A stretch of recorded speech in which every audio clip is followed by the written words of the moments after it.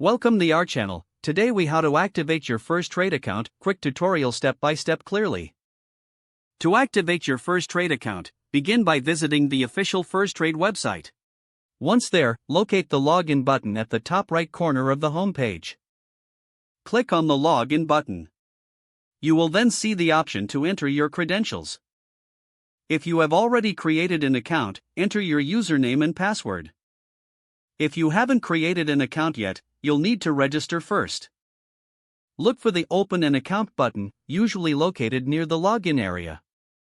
Click on that button to begin the registration process. Fill out the required personal information, including your name, email address, and phone number. Next, create a strong password that meets the security requirements. After filling in your details, click on the Submit button to continue. You may receive a verification email in your inbox.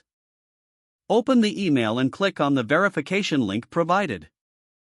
Return to the Firstrade website and log in using your credentials. Once logged in, navigate to your account settings.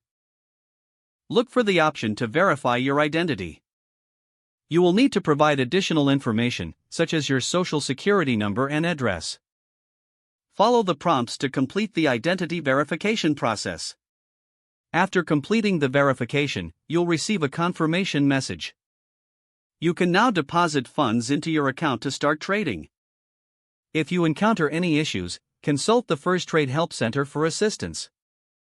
Your Firstrade account is now activated and ready for use.